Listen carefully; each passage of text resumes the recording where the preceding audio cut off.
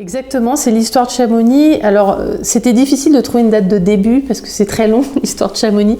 Donc, on s'était dit, avec toute l'équipe des éditions Paulsen-Guérin, que ça serait intéressant de commencer au moment où la vallée se libère des glaces. Puisqu'il y a, alors là j'ai oublié exactement le nombre d'années, mais la vallée était totalement recouverte de glace. Donc on commence par suivre un gros bloc qu'on appelle un bloc erratique qui est posé sur un glacier, qui descend avec le flux du glacier et qui se pose à Servoz, au niveau de Servoz, et qui va rester posé là évidemment des milliers d'années et qui va voir arriver les tout premiers habitants de la vallée qui arrivent par Servoz puis qui petit à petit vont s'infiltrer. Donc voilà, c'est vraiment à partir de là, c'est toute l'histoire de la vallée jusqu'à maintenant, 2023, avec des chapitres qui démarrent toujours par des scènes assez que j'ai essayé de rendre le plus vivantes possible pour que ce soit pas de l'histoire trop académique. D'ailleurs, je ne suis pas historienne, donc voilà, je ne vais pas marcher du tout sur les plates-bandes de tous les historiens qui ont... Là, il y a une certaine liberté dans la manière de raconter.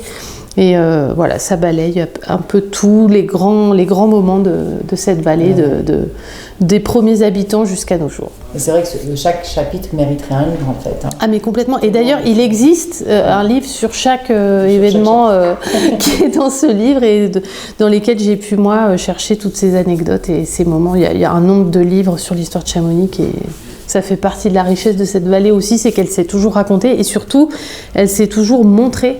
Il y a toujours eu des dessinateurs, des peintres, puis des photographes, des cinéastes pour la raconter. Et c'est ça qui fait la richesse de ce livre, c'est qu'il peut aussi se feuilleter.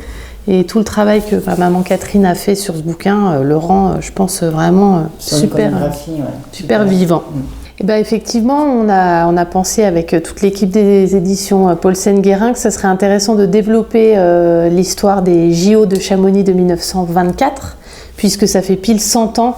Et on peut vraiment dire que ça fait 100 ans parce qu'ils se sont ouverts en janvier 2024. Donc voilà, on est vraiment pile à la bonne date pour célébrer cet événement. Moi, j'étais passée dessus assez rapidement dans la première édition et c'est vrai que là, en fouillant, j'ai découvert qu'il y avait quand même plein de choses vraiment sympas à raconter sur comment Chamonix a vécu cet événement qui n'était pas des vrais JO au tout début. C'était la Semaine internationale des sports d'hiver à l'occasion des JO de Paris qui avaient lieu l'été suivant en 1924. Mais le comité olympique français avait sa petite idée derrière la tête et le jour J, les athlètes ont prêté quand même serment sous le drapeau olympique. Donc voilà, c'était les premiers Jeux olympiques d'hiver. Et oui, c'est incroyable. Qu'est-ce qu'il y avait comme section, comme sport représenté? Alors c'est pas du tout comme aujourd'hui où je pense quand même que le ski est un peu l'épreuve que tout le monde attend aux Jeux olympiques d'hiver. Là, c'était vraiment les sports de patinage. Le hockey avait un succès énorme, il y avait je sais pas combien de matchs de hockey, des épreuves de patinage artistique où les Français, le couple qu'on voit sur la couverture a eu une médaille de bronze pour la France, une des 3 seules médailles de la France pendant ces JO.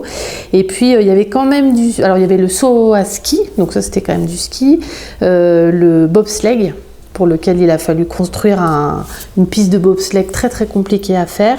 Et puis il y avait quand même un petit peu de ski, plutôt du ski de fond avec des très longues distances, avec les équipes militaires qui participaient.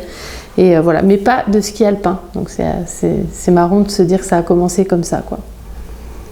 Super. Et est-ce que tu as changé autre chose? Parce que je me souviens que le dernier, la première édition se terminait sur un côté assez triste et négatif sur la pollution, sur Chamonix, l'avenir, l'environnement.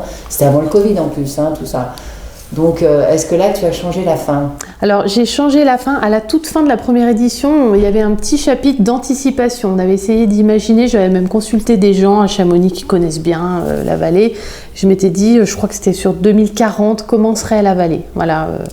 Et puis, en fait, là, en le relisant, je me suis dit, mais d'abord, en 8 ans, il s'est passé tellement de choses. Ça ne sera pas comme ça en 2040. Et malheureusement, ça se termine du coup sur un chapitre qui a du positif parce qu'on suit 2 alpinistes, 2 guides qui tracent une nouvelle ligne sur les aiguilles de Chamonix, c'est-à-dire qu'ils font tout le tour de la mer de glace par les sommets, ce qui n'a jamais été fait. Ils font ça l'été 2022, donc c'est beau parce que c'est vraiment ça, Chamonix, c'est des alpinistes qui sont tout le temps en train de réinventer la montagne, de nous faire rêver, et en même temps, c'est un été qui est catastrophique en montagne au niveau des conditions atmosphériques. On en est à la 5e canicule au moment où ils font ça. Du coup, la montagne est en mauvais état et ils le disent, ils le racontent. Et j'ai trouvé que c'était une bonne synthèse en fait de ce qui nous arrive maintenant. Chamonix fait toujours autant rêver et fera, je pense, encore longtemps rêver, mais on a quand même un petit peu de soucis à se faire sur les conditions climatiques qui nous attendent et les conséquences sur l'environnement et la surfréquentation. Et voilà. Donc, ça ne se termine pas que sur de la joie, mais la passion des chamoniards et de tous ceux qui aiment la vallée, parce que Chamonix est aussi fait de gens qui ne sont pas nés là, mais qui ont toujours alimenté la vie de cette vallée. Je pense que ça permettra quand même de faire des grandes choses à l'avenir, j'espère. Ouais, ils se réinventent. Voilà, exactement.